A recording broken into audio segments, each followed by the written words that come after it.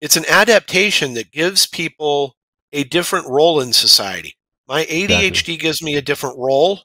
Yeah. I'm a lousy worker bee. I will admit that because I will Yeah. be doing work and I will find a new way to do it. Like you said, I'll be Yeah. saying, well, why can't we do it this way? It's faster, it's better, Exactly. it's easier.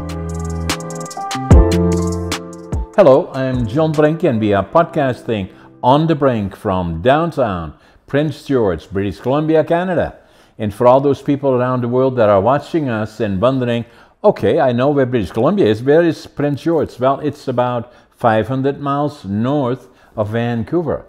Or for our European friends, it's about 800 kilometers north of Vancouver, and it's in the center of British Columbia. Beautiful, beautiful province, lots of wildlife, lots of lakes, lots of nature, a very, very beautiful place. Today, a very special guest that is Dr. Christopher Wyatt, and Dr. Wyatt is an amazing individual. It was diagnosed with autistic ADHD and physical disability, and studied and became a doctorate. And so, very interesting topic, ADHD, and obviously autism, very interesting topics to say the least. And I'm not sure well understood, and obviously ADHD has become further well known, but so are the other ones in terms of, not only in terms of challenges, but also in terms of where do we go from here, and what is all possible. And we'll have the discussion with Dr. Christopher Wyatt. You mind if I call you Chris? Not at all, thank you. So, Chris, you have an amazing bio, and so obviously diagnosed with autism and ADHD. And then the amazing thing is you studied in the university, got a doctorate, and a number of other things, and which is amazing. And tell us, our guest, about your journey. When did it all start, when you were initially diagnosed?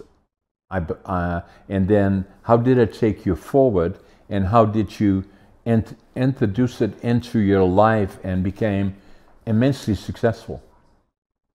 I appreciate the description of successful. I was born a breech birth, so my body was misoriented during birth. It was a traumatic birth during which an arm was broken, my shoulder dislocated, a lung collapsed. There was an incursion of forceps into the left frontal lobe. So the left portion of my brain, the skull, was damaged by forceps as they withdrew me. Right.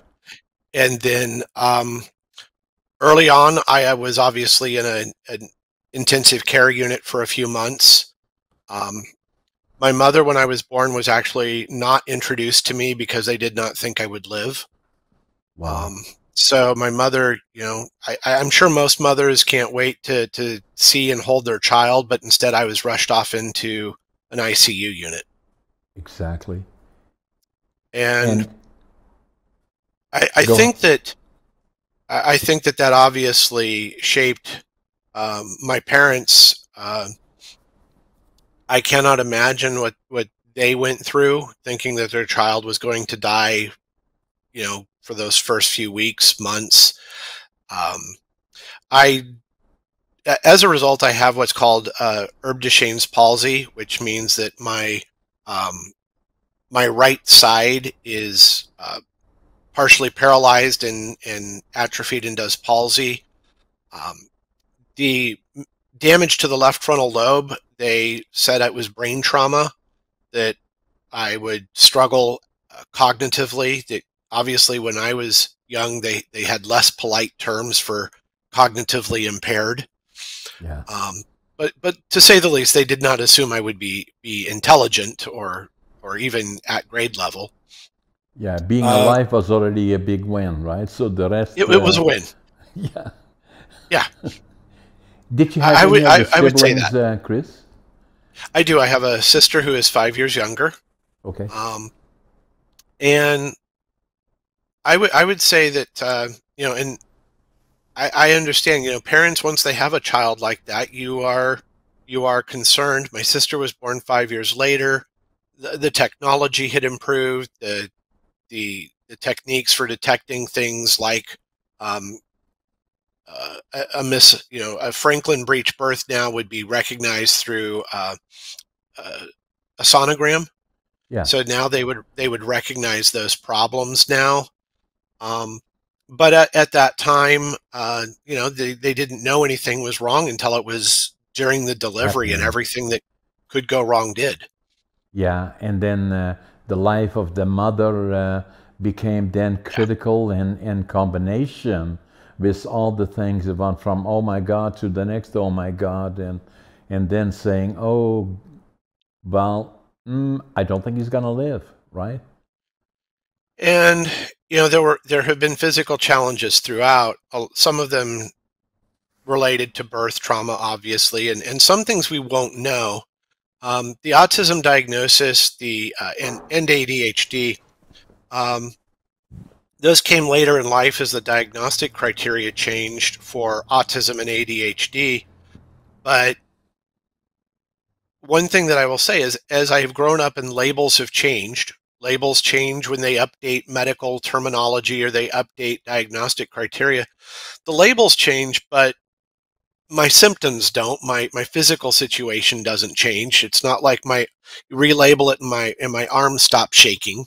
Um, the labels are the labels, and I know that whatever my label is today, um, it may be a different label in a week or 2 years or whatever, but the labels don't define who I am. Um, More than I would say that the only label that defines who I am is probably father and husband. I think those Yeah. those labels work. Those labels won't change. But autism and ADHD, those might change as medical criteria change. You see this, the if I look at it, neurodiverse children, Yeah. that is a grouping of all of those and others. The I'm ADHD, and so how do you? When did you first? Obviously, you already had the challenges that relating to all the combination of things that happened during birth and before. When did you started in the family started noticing that the other ones, obviously like ADHD, or not, challenges were also part of that had to be attended to, or did you not directly in early life discover that? More than likely not, right? For our daughters, they were screened. Each of them probably around second grade. First, second grade, when they were having some difficulties. Um, their ADHD is in my eldest, her autism diagnosis. They're very different people. My youngest is very active, very energetic. Her ADHD is very active, very. I'm trying to think of it. I joke that she's kind of a little hurricane or a sprite. She's always in motion. She's always moving. She does not like to sit still. That How old no. are they, Chris? Well, the oldest turns 12 this weekend, and Do the you the mind younger. if we know her name? So the oldest. Um, so the oldest we call Lee, Okay, on the podcast and elsewhere, and the youngest is Anne. okay, Lee is about to turn 12, so she's in middle school, and she's what they call yeah. twice exceptional. So twice exceptional student means that she has physical and neurological differences. She has a back brace for scoliosis. She has the autism diagnosis, and yet she works above grade level. So she's in an accelerated school because she's intelligent, but she struggles, as I do, with eye contact, social skills, uh, language. She struggles with idioms or sayings or figurative language, as I do. So the oldest is very gifted and very still. She freezes. As for the youngest, Anne is, as I said, she just runs all over the place, never stops. I don't think she has an off switch. Yeah. So very different, but they both are diagnosed with ADHD, and the oldest also has the autism diagnosis. And your wife? My wife is an engineer, which I think is neurodiverse in its own way. uh, Engineers like order. She likes things in their place. And, Yeah. I may joke about it, but what I have found is that her need for order and systems and routines works very well for someone like myself or my daughters who also need systems and routines. So her engineering mindset works very well in a neurodiverse family. So how I'm ADHD, and I was not a very good student. A bit of a disaster, actually. I failed grade 3 and I failed grade 7 3 times, and I kind of thought that I had failed, and so I grew up, and I'm nearly 84. I will be in later this year, and so I was born in Holland, the northeastern part of Holland, close to the border with Germany, and I was born in 1940 during the war years, and that impacted me and my family, and we went through the hunger winter and a number of other things that we saw far too much that we should not have seen, and probably resulted for me in PTSD that's still part of my life, and then the inner child stayed with me. But in terms of obviously schooling was not very good, and so when I was 13 they took me out of school because it was no use to continue after failing 3 times. So they said, should we send him to the mentally challenged? My parents were beautiful. To send him to the mentally challenged school, or should we get him a career or a job of some sort to learn a trade? And so my dad was involved in lumber. My grandfather was a master carpenter. So they thought we'd send him to the furniture school, and so that's what they did when I was 13. But I always felt that I was always a happy-go-lucky, probably like Anne somewhat. I was a dynamo. I was always go, go, go, always positive attitude, and already started making money when I was a kid, delivering papers and doing all kinds of things to make a few dollars. And then I was fairly successful already in business when I was in Holland, but I always had this feeling I had failed, and I felt I had to start all over again. And the other part that happened to me that changed my life, I was born in 1940, obviously, and then we were liberated in 1945, on April the 12th, by the Canadian Army. And it made such an impression on me that I always knew from that point forward I would go to the land of my heroes, Canada. And so I was going to go when I was 17, and they wouldn't let me then. I was too young, my parents thought, and I was then drafted into the Dutch Air Force for 2 years, and then I left Holland when I was 23 to go to Western Canada, British Columbia, and I wanted to build a lumber mill to prove to me that I was just as smart as everybody else, and not better than, but I could do it too. And so I wanted to start with nothing. So I had a suitcase, 3 books, 2 sets of clothes, took 150 Canadian dollars with me from Amsterdam, flew to Montreal, came to Vancouver by train. That's a long way to go. And, and so went to the immigration office. Fortunately, there was somebody, I couldn't speak English, so there was a German fellow, and I could speak some German. And I told him what I wanted to do. He said, go to Prince George. That's where the opportunities are. It's a boom town. And so that's where I'm now 60 years later. And I can still virtually, if I look out of the window here in the distance, I can see a couple of blocks away where the Greyhound station was, where I arrived with a suitcase 3 books, 2 sets of clothes, and money. I had counted my money at least 3 times, and I had $25.47. But what I had lots of is attitude. I'm always positive, no matter how tough today is. I know tomorrow is going to be better. I had this passion. Whatever I do, I give it 150%. And work ethic, I work harder than anybody. Even still now at 84, I get up at 5:30 in the morning, and I always think I'm late. I always make my bed. And so gradually, I built up fairly quickly, learned the language, obviously, and started interacting. And 10 years later, started a company here, Brink, the Brink group of companies. And I'm fairly successful now and have all the things that I wanted to do. But it took me, and that's the point that I was going to make in my case, it was by pure coincidence that already I was 57 years old, and I had been here already for 32 years. I walked into a store, and I still don't know why, I picked up a book, and the book's title was Driven to Distraction, written by Dr. Halliwell. And so the way I see your reaction, you know the name, obviously. And I had no idea what it was about, Chris. And I still don't know why I picked it up, and I said, oh my God, it was about ADHD. That's me. And so, you know, so I saved the book.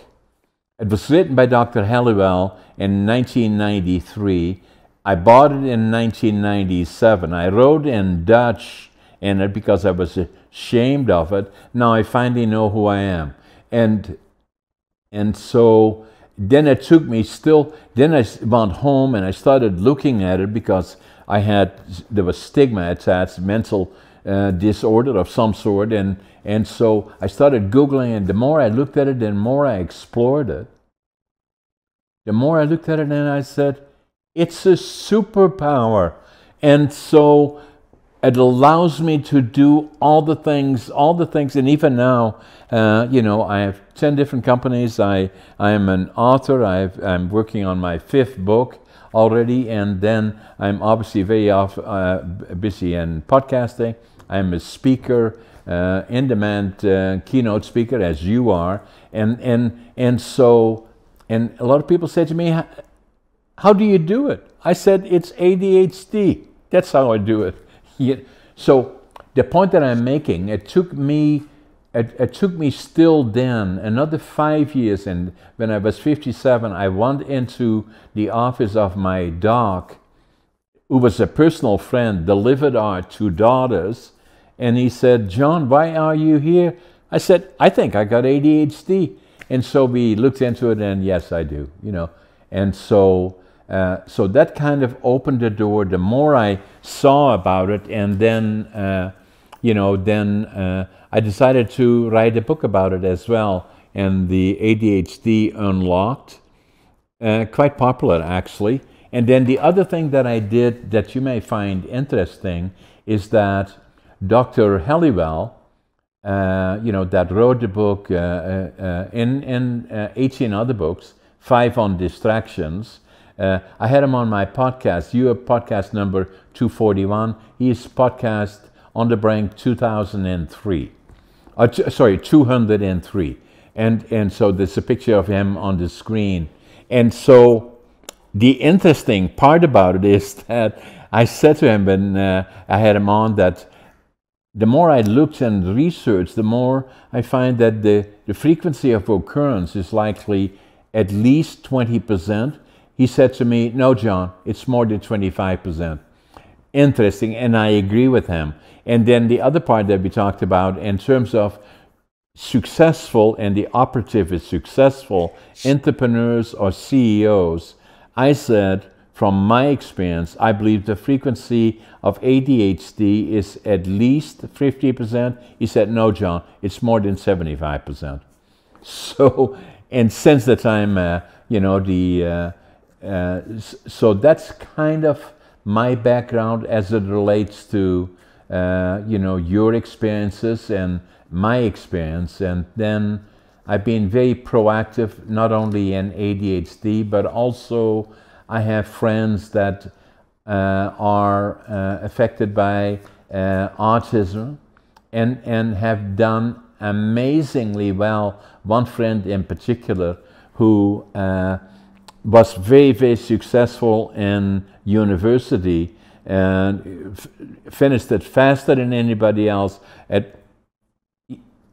and became very, very successful in that, but then had 2 children, both affected by autism. Yeah. The struggles in school that you describe aren't uncommon. Anne struggled in school and repeated a grade. She does often feel like a failure. Right. And yet her energy level is so high. Tonight she's going to her basketball practice. She's in Girl Scouts. She will do all kinds of things, but the academic world does not work for her. And we don't know how that will, and we don't know how that will go, if she will adapt or if schools will become more inclusive. But I don't know anyone with her energy. And I think that energy that you see in entrepreneurs and people who are creative, that ADHD energy also allows us to pick up when we fall down and try again, because we have to do something. We can't just stay seated. And that the first book that I wrote is this one, Against All Odds, and that's precisely about what you're saying, Chris. It's not about how hurrah, hurrah, how good John is doing. It's not about that. It's all the ups and downs and never giving up, staying the course. And but the point that you're making is very correct. Actually, in my experience of writing this book is ADHD Unlocked. That in particular deals with my personal experience of being not academically a success story. And it was kind of interesting just sharing this with you. I fly a lot, and we have a place in Victoria that I go every weekend. So I fly into Vancouver, and then Victoria is on Vancouver Island. And and I call it my overseas flight. It takes about 12 minutes.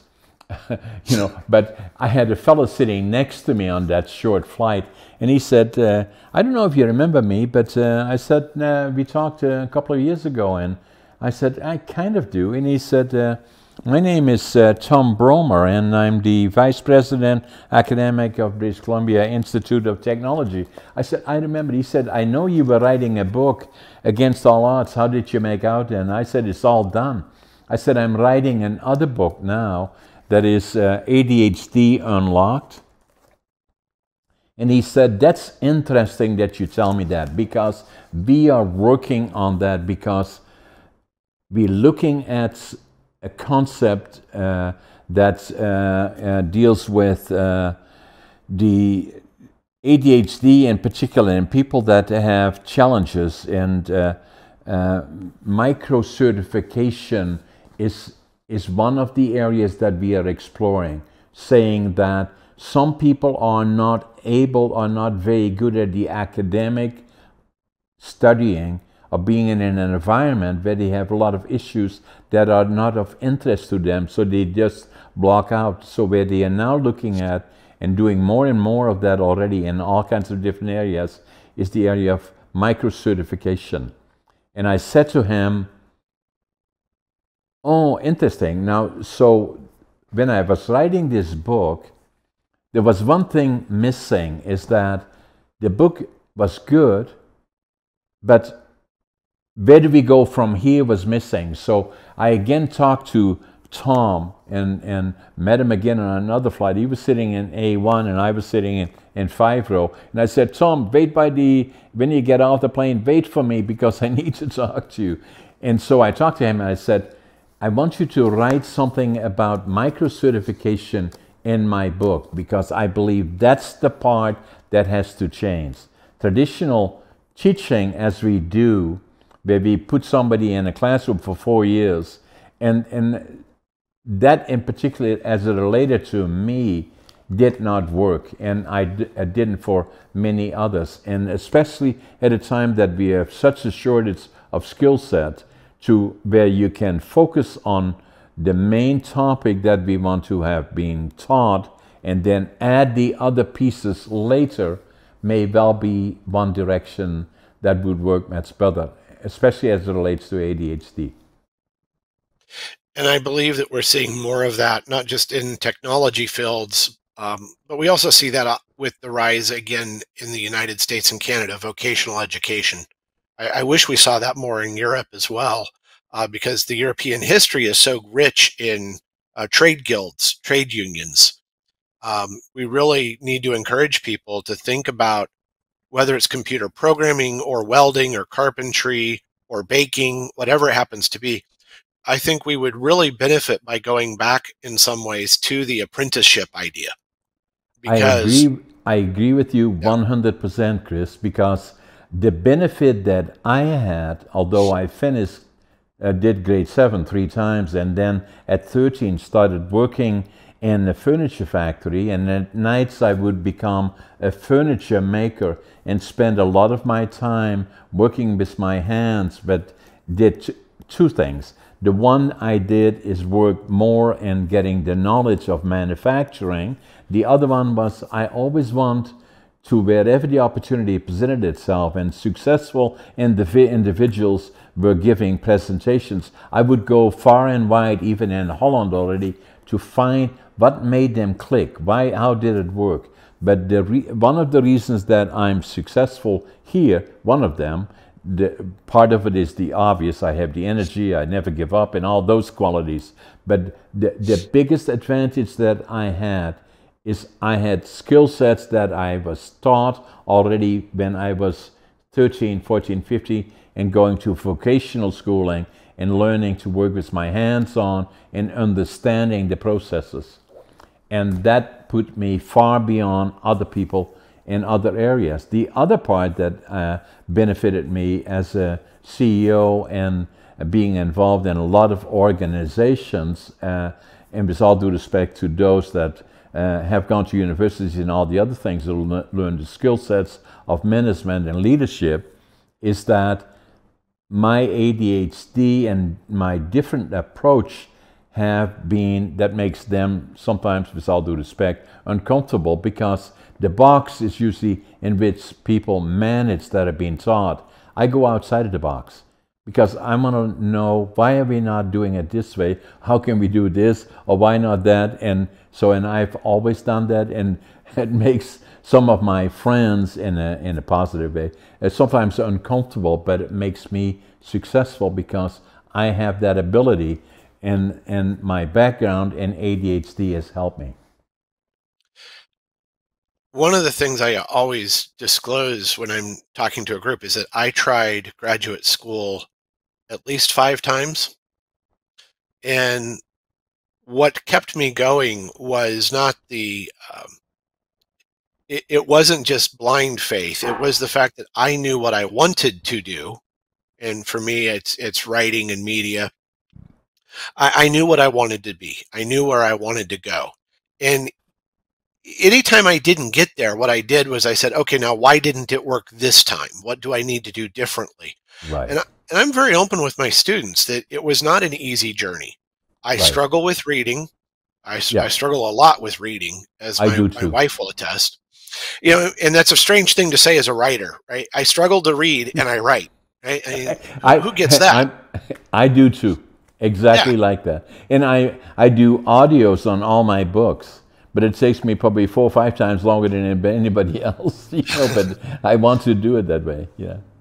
yeah, and I think again, it's that like tonight, I will do my grading, which will be slow because I read slowly, Right. and I will do what I like, which is my writing and my tech work.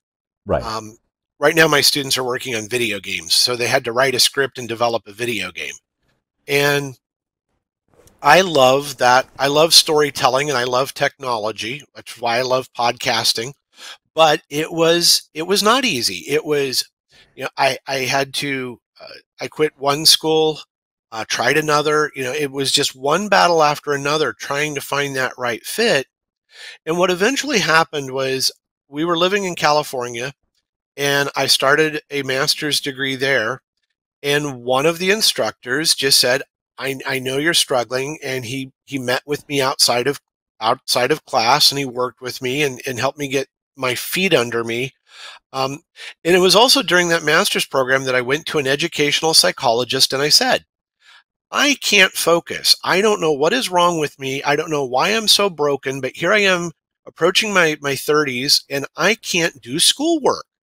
Right. And that's when they said, you might have ADHD. And I'm like, Oh my God. Me too. wow, that I have failed so many times Yeah. because of the schoolwork and the Yeah. reading and writing being so challenging. And that was the first time a doctor said, I think you have ADHD. And that's when I discovered Driven to Distraction and other books, was in my 30s. Yeah. And I said, oh my, this is me. And my wife, Susan, was like, this is you. And I think that realization that I'm not broken, Yeah. that I'm not a failure, that my brain is different, whether it's the autism or the ADHD. The Or the autism, combination of it all. yeah, I have sensory sensitivity. I have poor eye contact. I struggle with some aspects of language and communication. So I have the autistic traits, but the ADHD, that burst of energy, that hyper focus, allows me to say, okay, I failed again, but you know what? I'm still going to try because that's what I want to do. And just like Anne has this energy where she will, we tell her in basketball, as long as you rebound and take another shot and rebound and take another shot and rebound and take another shot, one of them will go in. Absolutely. That's what this book is all about. I'm going to send you a copy of this one. Actually, I'm going to sign it. All of those I'm going to send you. I want to show you another one, and that comes to you found what your passion is, and that's what I did. I was lucky early in life. I liked lumber, and so because of my dad, my grandfather, and so that's where my focus was. That's where I was going to focus, and then I knew, that I failed because of failing in school, and I had to start over again to prove to me, not to anybody else, just to me. And I wanted to start with nothing, so that when I came here with my $25.47, I knew I was going to build a lumber mill, and that's what I was going to do. And so that was my advantage. And then the other part about it is that I knew what I was going to do and where I was going to go. I listened to one of the U.S. radio stations, and they said that 70% of the people in the United States don't like their jobs, and up to 75% of them are looking for another job. And it's probably the same in Canada, and a lot of kids that I talk to, and I do a lot of presentations, I always ask them respectfully, you know what you want to do after you finish? He said, no, I don't know. I said, well, why don't you check it out, because it will help you for the rest of your life to find a direction. If you want to buy a truck driver, talk to a truck driver. If you want to be a builder, talk to a builder. If you want to be a lawyer, talk to a lawyer, a doctor, an entrepreneur. All of them would love to talk to you to give you an idea of what are the challenges. And so then I felt I had to write a book about that. So the book that I wrote is Finding Your Dream, Finding Your Passion, Living the Dream. And so I'm going to send you a copy of that one too. So so that has been good for me. But the unfortunate part in a way was that for me, it took me till I was diagnosed when I was in my 60s already. And then when I read the book of Dr. Halliwell, I found that book, I was 57. So, and I've done well, and I don't regret the past, but I have this obligation to speak about it. That's why I wrote about it. ADHD, I call it a superpower.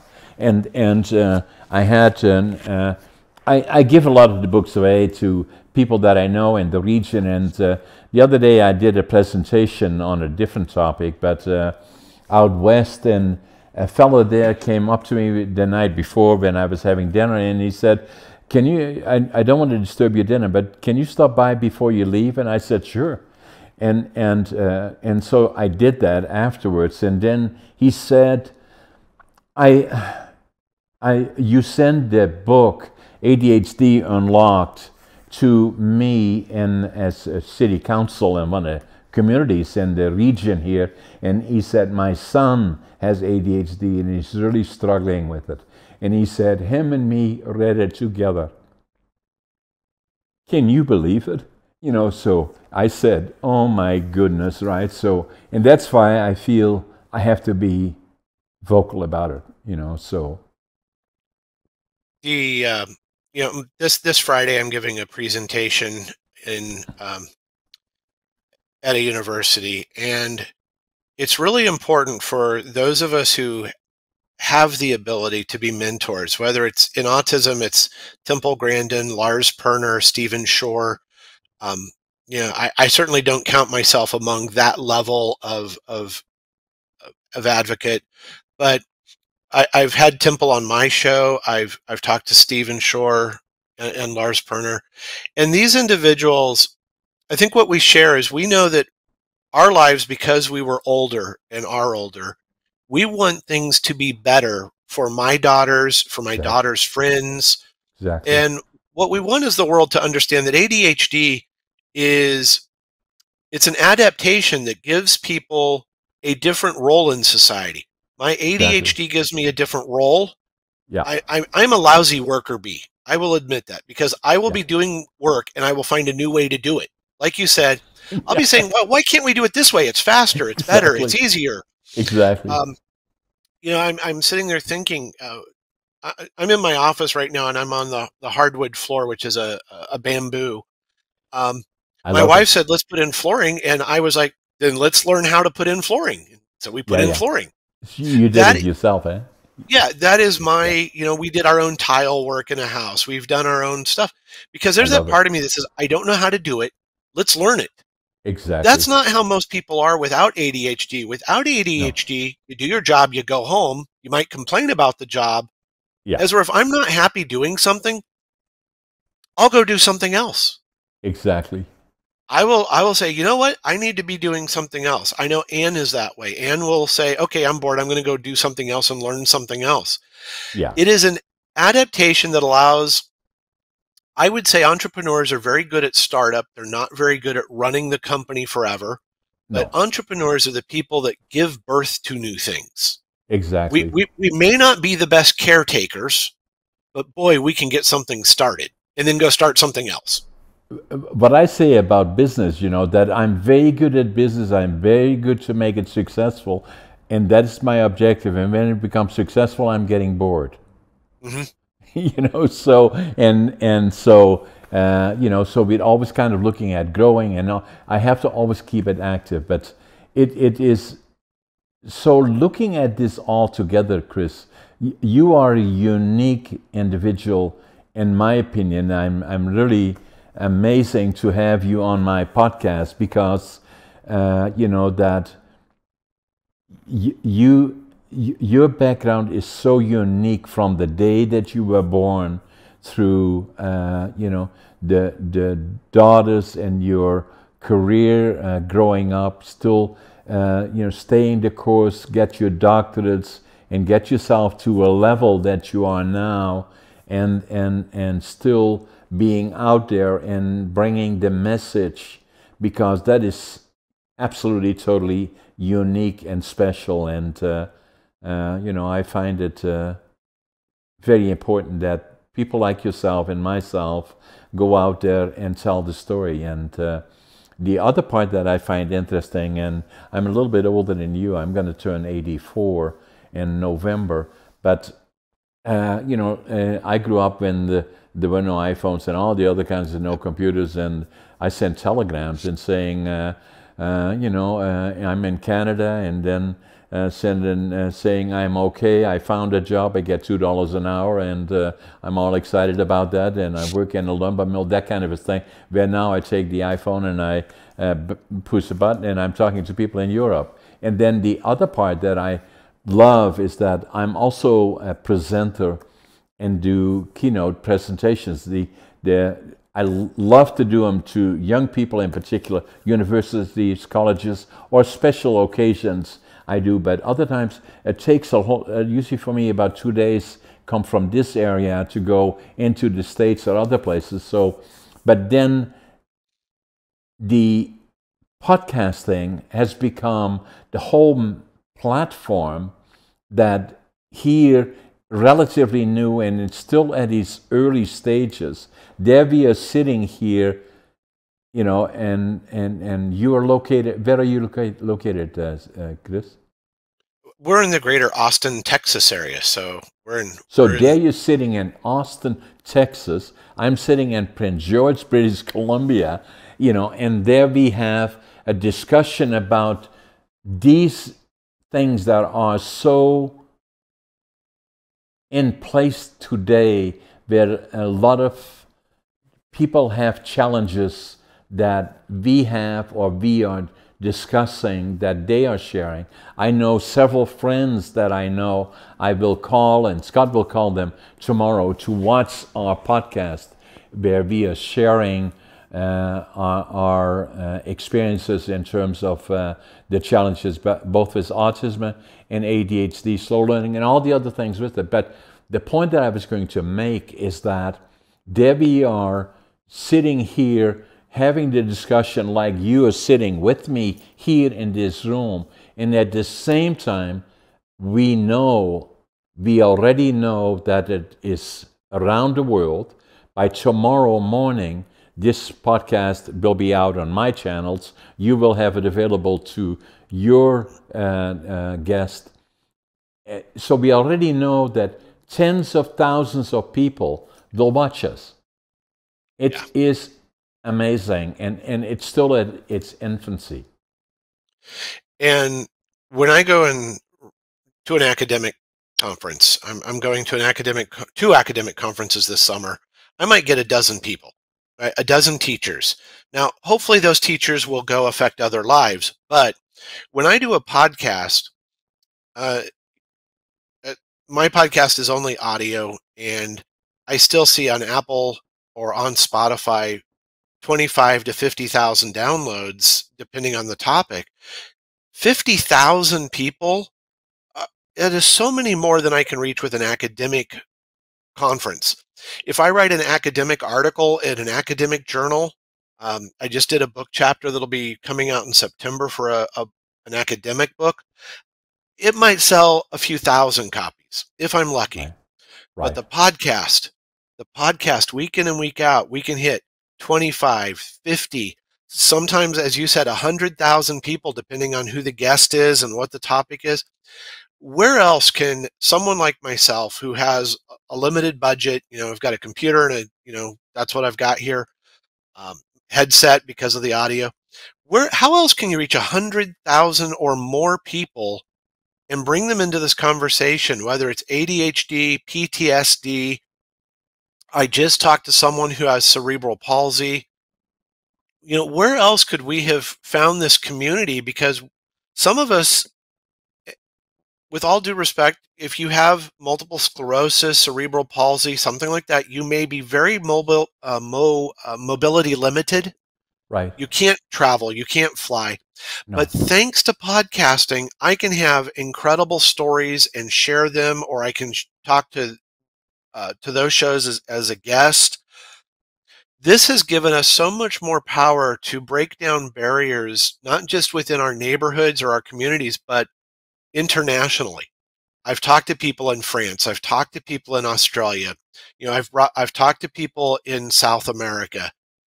Had a wonderful guest from South America talking about a comic book that individual was illustrating, and they wanted to talk about autism and being a comic book artist. Exactly. You could not have done that even 10 years ago, 20 years ago. No. My children are stunned when, I'm not young, but I'm young, obviously, I will say my father-in-law is about to turn 86. Yeah. But my children can't believe that, mom and dad did not have phones. Yeah. Mom and dad did not have cable TV. We did not have the internet. We No. didn't, we did not have these things. No. To my children, it's like, oh no, you just get out an iPhone or an iPad and the world is there, the Yeah, whole world. just like that. And And yeah, so it's just absolutely amazing. So how far we have come, and so if the you thought you were, if you thought you were different and you knew you were different at 57, today, 30 years later, someone else finding out that they're different and might be ADHD or might have an autism spectrum disorder. Now that person can go online and find our podcasts, find our channels on YouTube, and we can let them know that it's not a perfect world now, but no, people are out there for you. We are a exactly. community, and you can read our books, you can read our blogs, listen to our podcasts, but you aren't alone. Stay the You are not course, alone. right? Don't give up, so and that's so critically important. And and as I said earlier, we all have friends that we know and from around the world. And thinking about podcasting, not bragging or but being but it's such an amazing platform that on YouTube, I think this weekend we passed over 100,000 subscribers, and then looking at the numbers around the world, I think on podcasting in the last 2 years we had over 20 million views.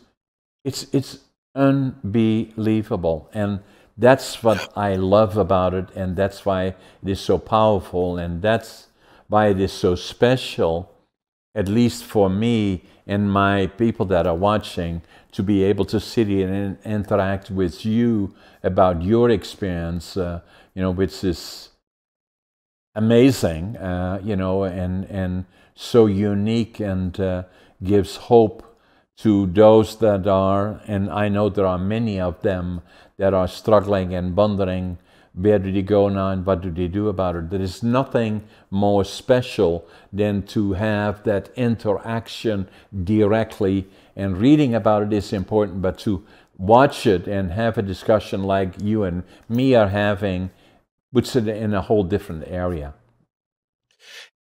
People ask why I teach what I teach, which is communications technology. Really, when it comes down to it, what I'm teaching is how to get your message out. Yeah, Right now, I'm working with students, and they're creating 5-minute videos about a cause they care about.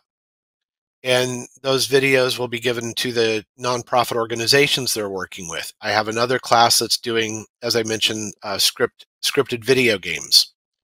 What I am teaching is not just video production or audio production or video game authoring. What I'm teaching is how to get your message out and how to participate in this amazing moment in global history where, you know, two old guys can talk and the world can listen in and learn from us. And right. I could never have imagined growing up that this was going to happen. When, as you know, living in a rural area, I grew up in Central California. You had two, three TV stations that might come in pretty well. Yeah, Yeah, yeah, maybe yeah, a clear channel AM radio station you could hear from somewhere else because it was 50,000 watts. yeah, And today's children, my daughters, your family, they're going to turn on an iPhone or an iPad or whatever. They're going to go to a podcast app and they're going to listen to podcasts from all over the world. They're going to listen and watch shows from everywhere. And we are blessed. We are blessed. And as I said, the reason I do this is I hope that for other people with autism and ADHD or other differences, that they will understand that it may have been hard for me to go to college and fail, go to college and fail, go to college and fail. yeah, Um, but I did it because I believe that this tool that we are using, those of us with ADHD and autism and other differences, we are producing content. We are creative. We are out there creating businesses, creating entrepreneurial opportunities, and it's gotten easier because of this technology. Yeah. I can't And imagine starting a lumber mill, but I can imagine starting a podcast or a YouTube channel or whatever it is I want to do today so easily. yeah, and what I usually say to young people in particular, what is important to me is that a lot of younger people in particular are so preoccupied with this is not right, that's not right, and this is not right. I say, always remember you are special. There's only one of you. And everything, I believe, everything is possible. And if I could do it, coming from a war environment, that where we saw far too much that we should not have seen, and PTSD, and being affected by all kinds of other things, the family life that after the war was difficult, and all of that stuff, and then knowing, but then believing in that dream that you can do it, and that it took time for me to develop that. But that obviously Dr. Halliwell and discovering the book from him, I still don't remember. I still, finding that book. And then the other part about it, Chris, which was so interesting, is the world going around in a circle. There I have him on my podcast, Yeah. 203, and an amazing individual, and but so through circumstance, but still believing that I have an obligation more than anything to speak about it, to write about it, and to share it with others. I think that what we're doing is important for the next generation, and I am very fortunate. My wife certainly has encouraged me. We've started small businesses. We have been able to do things because I'm always on the go. That's why I like teaching. It's why I like writing. Right. We can open doors. As I said, I admire the entrepreneurial spirit, and many of the entrepreneurs I've talked to on my podcast who have ADHD will say they are able to be an entrepreneur because what they realized was they are different. And as I Exactly. said, we have a different role to fill with our energy and our creativity. Embrace it. Don't feel Yeah. bad about it. Embrace it and use it. And so what I say about the books, not only mine, ADHD Unlocked, but also Dr. Halliwell and other books that are available on the topic, obviously, is that, this doesn't only apply to ADHD, but also people that have been affected by trauma and as a result are not overly doing well academically necessarily, but the frequency of occurrence of ADHD in particular is now to the point that what I found, and Dr. Halliwell agrees with that, and probably you do, is that in your circle of life, you cannot avoid it. It's either in your family and your friends or the workplace. You cannot avoid it. And I urge them or recommend to them, read not only my book, but other books, learn about them, because ADHD individuals, autism, in addition to that, tend to be different and interesting. And the more you know about them, the more you can understand them. And but it is not a liability. It's, from my perspective, and I believe so it is from yours, it's an asset. And the better it is understood, the earlier it is understood in life, then we can, the individuals don't go through the struggle sometimes of saying, who am I? How can I not do this? And so the earlier they know, the better, I believe. And, but it makes individuals unique and different, and that's a good thing. My my concern for autism is that, unfortunately, depending on the study, between 68% and 85% of autistics with college degrees are unemployed or underemployed. And I think that's because too many of the young people I meet who are autistic and have graduated college keep trying to force themselves to fit into the worker role. They try to follow along instead of understanding that your creativity and your drive and your passion, as you understood, maybe your better option is that entrepreneurial, creative, inventive path. When you try to be someone Exactly. you aren't, Yeah. an autistic or someone with ADHD who keeps trying to do the same job over and over again, you can try, but I worry that if Anne were to try to do the same thing day in and day out, just like in school, she will fail. Yeah. She will. Yeah. What we have to understand is we're not broken and stop trying to be like everyone else. That Y- high unemployment rate is the result of a lot of people trying to be like everyone else when it's okay to be that 20% that's different. Yeah. It's fine to be different. Or that 25 or 30% for that matter, Yeah. So, Yeah. yeah, I agree with you 100%. And that's the key, to know you don't have to be like everybody else. You can be very special in your own areas. And examples like you, myself, to be public about it and podcast about it and write about it is very important. What I'm going to do, Chris, I'm going to sign the books. I'll send them to you. And then I'm doing another book. I don't know if I showed you this one. The other part that this book will come out in June. Oh, are you? I Okay. see that. Yeah, can you see that? Living Young, Yeah. Die. Yeah, and so it's about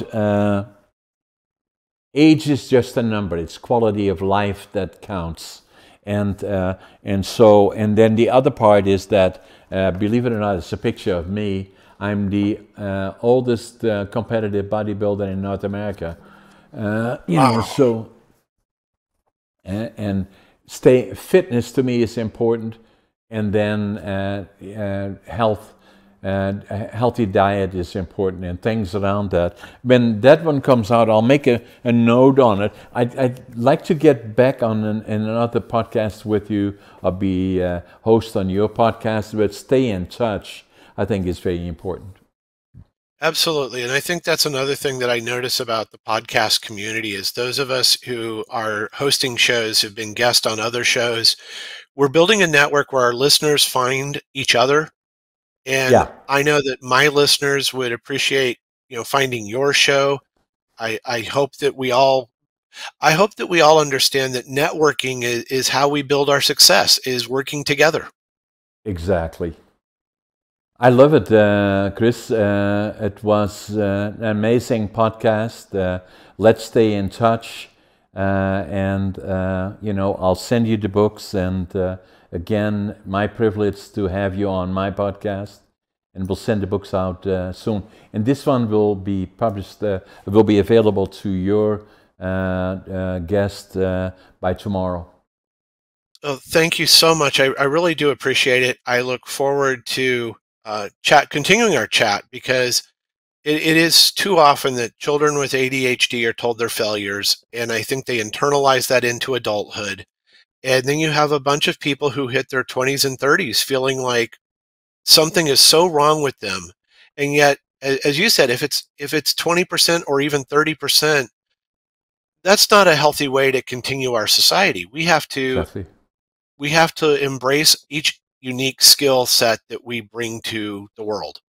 Yeah, I agree 100%. Thanks, Chris. It was a Thank you so privilege much. to have you on my podcast, and let's make sure we stay in touch. Thank you so much. All the best to you and your listeners. Yeah, same to you. Take care.